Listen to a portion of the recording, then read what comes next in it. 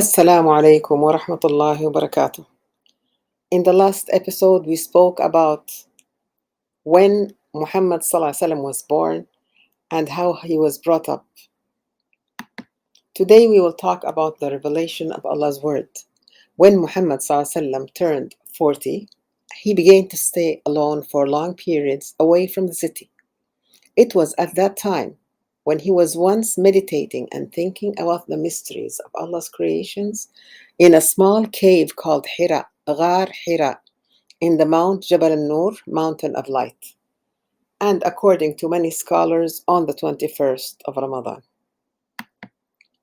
It was during his meditation when Archangel Gabriel appeared to him and commanded him, "Read."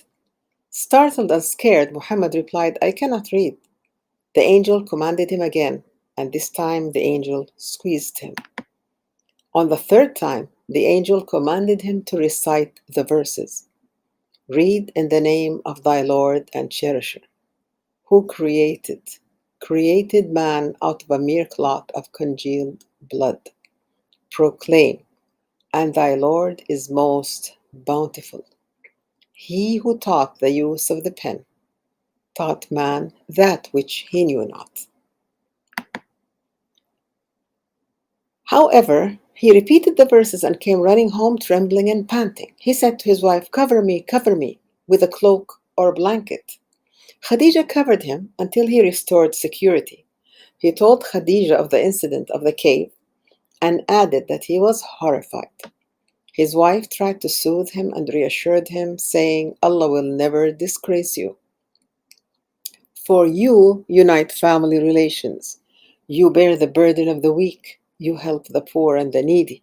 You entertain the guests and endure hardships in the path of truthfulness." With Khadija's tender care, she calmed and comforted him.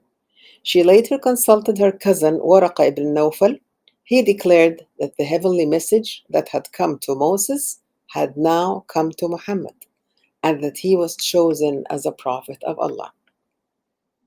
Waraqa ibn Nawfal ibn As'ad ibn Abd al-Uzza ibn Qusay al-Qurashi was the paternal first cousin of Khadija bint Khuwaylid, the first wife of the Islamic prophet Muhammad. He was considered to be a Hanif. A Hanif is a person who practices the pure form of monotheism in the pre-Islamic era. The first converts who followed Muhammad Sallallahu Alaihi Wasallam, Khadija was the first to accept the truth of Islam. Muhammad then communicated his experience to his cousin Ali, his adopted son Zayd, and his intimate friend Abu Bakr. The Prophet began by preaching his mission secretly, first among his intimate friends, then among the members of his own tribe, and thereafter publicly in the city and suburbs. The Quraysh tribe were the guardians of the Kaaba, which was a source of great prestige and profit to their city, Mecca. They were therefore seriously alarmed and became actively hostile towards Muhammad. The fury of the people of Mecca knew no bounds. Muhammad was subjected to insults, to personal violence, and to the bitterest persecution. And his converts were most relentlessly oppressed, persecuted, and tortured. The Hijrah to Abyssinia. In the 5th year of his mission, Muhammad advised those who came to Islam, the converts, to leave the country and seek refuge from the persecution of the idolaters among the Christian people of Abyssinia.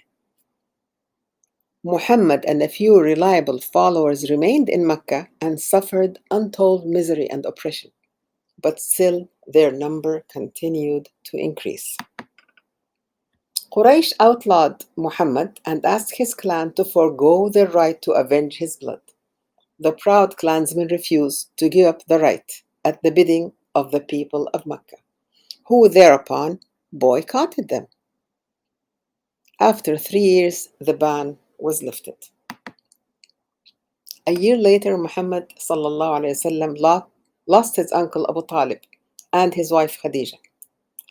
The death of Abu Talib removed the last check on the Meccans' violence. Persecution grew even fiercer, and Muhammad ﷺ sought refuge in the neighboring city of Taif. It's in a mountain overlooking Mecca, where he was met with great hostility and barely escaped with his life. Hijrah to Medina, Muhammad took counsel with his Meccan followers, and it was decided that they should immigrate to Medina. They left gradually and unnoticed, Muhammad ﷺ remaining to the last. Their departure was soon discovered by Quraysh, who decided to slay Muhammad before he too escaped. They therefore chose 40 men, one from each clan. They took a solemn vow to kill Muhammad ﷺ. They were to strike simultaneously so that the murder could not be avenged on any one clan. On the night of his departure, Muhammad's house was besieged by the appointed men of Quraysh.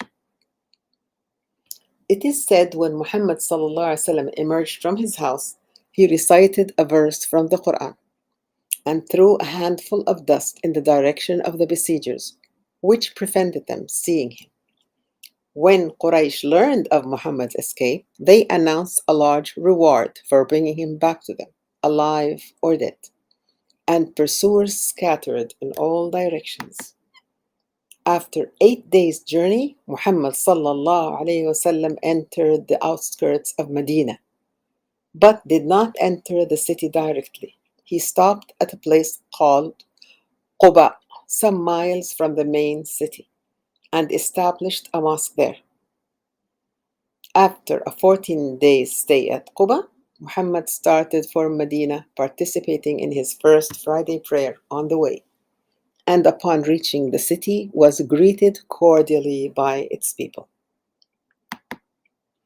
Muhammad was now free to preach, and his followers increased rapidly.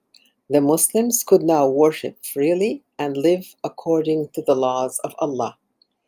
But the people of Mecca were not going to allow Muhammad's movement to take root in Medina.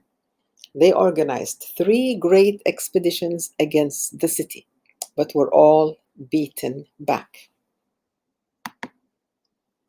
Inshallah, next time we will learn about the Treaty of Hudaybiyah. Assalamu alaikum wa rahmatullahi wa barakatuh.